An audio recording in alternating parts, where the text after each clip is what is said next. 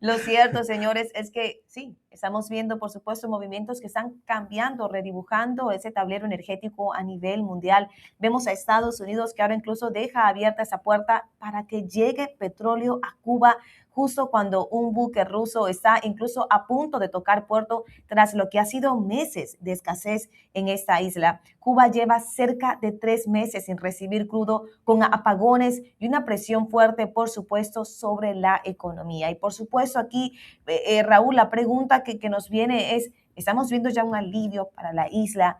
¿Vemos ya un cambio de estrategia incluso más profundo en un Cuba que se ve también en medio de todo lo que ha sido esa tensión petrolera en lo que es el Medio Oriente? Bueno, me parece que es una excelente pregunta la que estás haciendo porque obviamente al corto plazo yo creo que sí va a ser un alivio real. Ese cargamento que ronda de entre 650.000 a 730.000 barriles puede darle a Cuba oxígeno por varias semanas, incluso hasta mes, un mes por lo menos, si se mantiene el racionamiento. Pero lo interesante yo creo que es que esto ocurre o no ocurre en un aislamiento, viene obviamente en medio de tensiones globales, como tú lo mencionabas, obviamente por el petróleo y especialmente por el conflicto con Irán. Y recuerda que el presidente Donald Trump dijo la semana pasada, así tal cual, Cuba es la próxima. Así es. Refiriéndose pues a lo que ya sucedió con Venezuela y lo que sucedió también con el tema de Irán. La liberación propiamente de ese régimen que está en Cuba. Ahora, lo que entonces podemos decir es que esa decisión humanitaria que muchas personas, pues por supuesto, la están viendo por parte de Estados Unidos a Cuba, es también algo que va a mover ese mercado, porque al final, pues si falta petróleo en el mundo, cada barril de una u otra forma encuentra destino, incluso en escenarios que antes estaban, podemos decirlo así, completamente cerrados. No se veía que fuese una puerta que pudiese abrirse, pero viendo ya la cercanía de Rusia propiamente, por supuesto Estados Unidos se ha movido.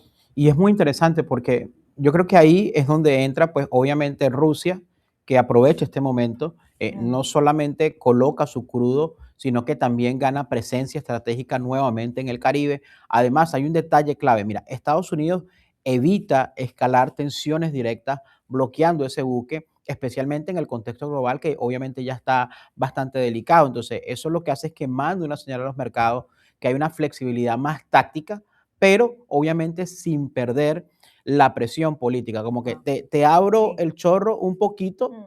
porque necesito que no se me desborde el agua, ¿cierto? Necesito que Correcto. corra, pero no te lo abro completamente. Entonces, eso lo que cambia la reconfiguración. Y es interesante porque para poder hacer eso también, y por más que todo por el tema de Europa, Estados Unidos también redujo algunas sanciones que tiene con Rusia para que el petróleo ruso también pueda llegar a Europa. Ahora, también escucha esto, tú lo dijiste, presión política y por supuesto eso es lo que pone todo eso que estamos viendo, todos esos movimientos propiamente lo hacen incluso más interesante porque no es un sí total lo que estamos viendo, tampoco es un bloqueo absoluto que veíamos anteriormente. Lo cierto es como si en medio de todo eso el mercado energético estuviera como obligando ya a reajustar cuál sería su postura en medio de todo este conflicto.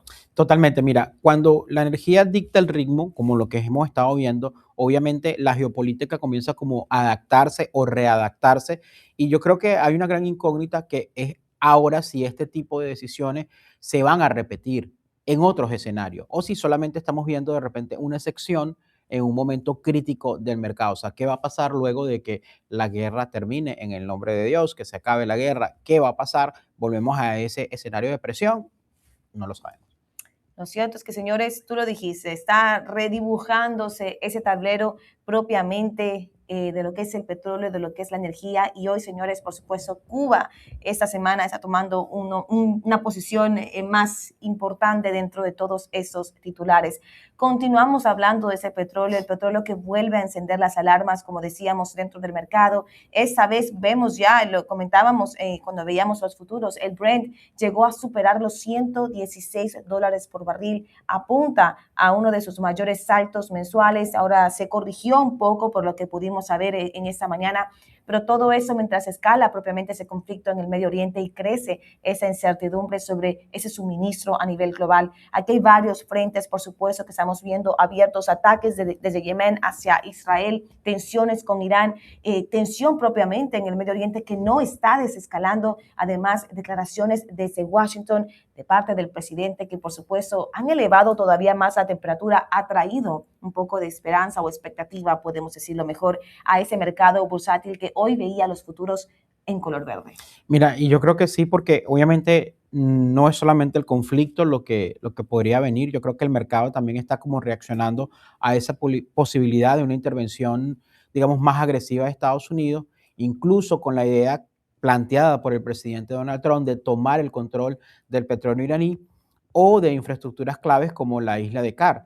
Entonces, eso digamos que es bastante grande, es enorme, porque estamos hablando de un punto por donde tú lo mencionabas temprano, pasa cerca del 90% de las exportaciones de crudo de Irán. Entonces, no es poca cosa la que está mencionando. O sea que, Raúl, no estamos hablando de una amenaza menor, estamos hablando de tocar ya ahora sí, directamente el corazón de ese suministro energético de un país que sabemos que es clave y, por supuesto, eso explica por qué el mercado reacciona rápidamente como lo hizo. Exactamente, mira, lo que vemos con el petróleo, que sigue al alza en este momento, te decía que está al alza en el premercado, ya cruzó los $107 en este momento, subiendo 0,9%. Entonces, el petróleo es extremadamente sensible al riesgo geopolítico y lo estamos viendo, Mm.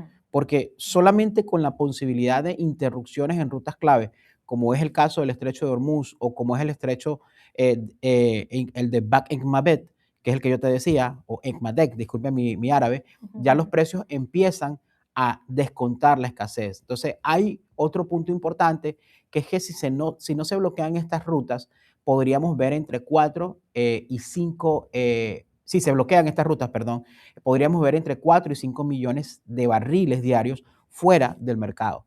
Entonces, esto obviamente es un shock serio al tema, al tema de la oferta. Entonces, por eso es que es tan importante, y como lo decía, no solamente es acá, sino que puede haber una parálisis mundial, Vanessa, o puede haber pues una, ¿cómo se diría? Un desequilibrio mundial.